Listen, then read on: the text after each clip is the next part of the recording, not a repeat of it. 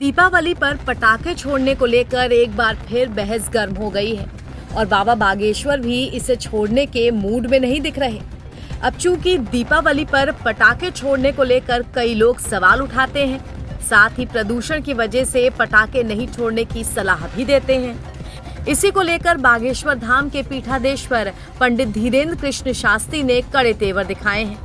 उन्होंने यहाँ तक कह दिया कि हम दो पक्षीय बात करने वालों पर ही सुतली बम रख देंगे, साथ ही जमकर पटाखा फोड़ने की बात भी कह डाली। दरअसल देश के कई राज्यों में दीपावली पर पटाखा फोड़ने पर बैन लगा दिया गया है और ये सब प्रदूषण को देखते हुए किया गया है। इस पर बागेश्वर धाम सरकार के बाबा पंडित धीरेन्द्र कृष्ण शास्त्री की तीखी प्रतिक्रिया आई है। जब भी सनातन हिंदू धर्म के त्योहार आते हैं तो कोई ना कोई कानून की रंगा की बात करता है, रोक लगाता है, रोक लगाने की मांग करता है।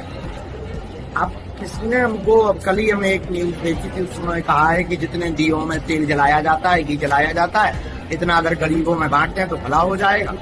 हम उन महाशय महामूर्खानंद को कहना चाहते हैं कि इस देश में बकरीद भी तो होती है, बकरीद बंद करवा दो।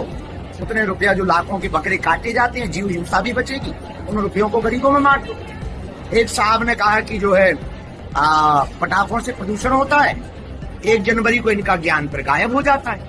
हैप्पी न्यू ईयर के नाम से पूरी दुनिया में पटाखे होते हैं, तब प्रदूषण नहीं होता है। लेकिन दिवाली आती है, प्रदूषण होता है। होली आती है तो पानी खराब होता है, और खून खराबा होता है तब नहीं मानते, तब ये स्टेटमेंट नहीं देते, तब ये मांग नहीं करते, तब ये कानून लाने की बात नहीं करते। ये दो पक्षीय नियम लगाने की जो बातें करते हैं, ऐसे लोगों के ऊपर ही हमें सुतली बम रखवाना है। भैया हम तो दिवाली अच्छे से मनाएंगे, सुतली बम खरीद लिया और कुछ। वहीं अब उनके बयान पर इत्तेहाद मिल्लत काउंसिल के अध्यक्ष मौलाना तौकीर रजा भी भिड़ गए हैं।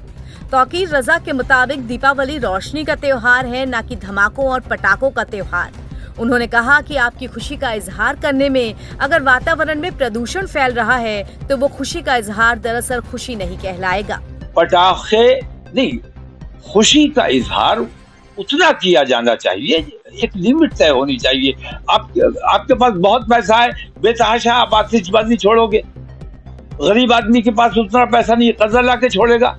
खुशी का इजहार करने के लिए रोशनी कीजिए, थोड़ी आतिशबाजी छोड़ दीजिए, धमाके थोड़े से कर लीजिए। तो धमाकों का तो आपको बड़ा शौक है, हमें भी शौक था, हमने तो खत्म कर दिया अपना।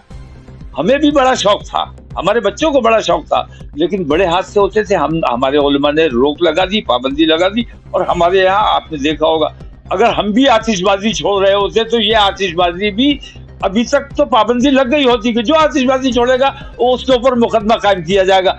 हम अब आतिशबाजी सिर्फ इसलिए बंद नहीं हो रही क्योंकि मुसलमान आतिशबाजी नहीं छोड़ता है, मुसलमान अपने देश में पॉल्यूशन नहीं फैलाता है। मेरी तमाम हिंदू समाज से ये दरख्वास्त है कि त्योहार मनाइए और त्योहार खुशियां मनाइए।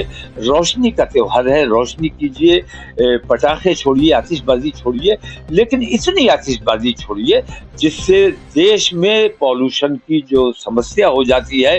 किसानों पर मुकदमे लगाए जाते हैं पराली जलाने पे, उसकी मजबूरी है, पराली वो हमेशा से जलाता रहा है, उसे जलाना ही पड़ेगी। तो किसान जो अन्नदाता है उस पर मुकदमे लगाए जाते हैं पराली जलाने पर। तो पटाखे बिना वजह आप जला रहे हो, खुशी का इजहार करने के लिए थोड़े से जला लो, 1000-2000 के जला लो, लाखों रुपए के, अरबों रुपए की आतिशबाजी, ये देश का नुकसान हो रहा है, देश के धन में आग लगाने का।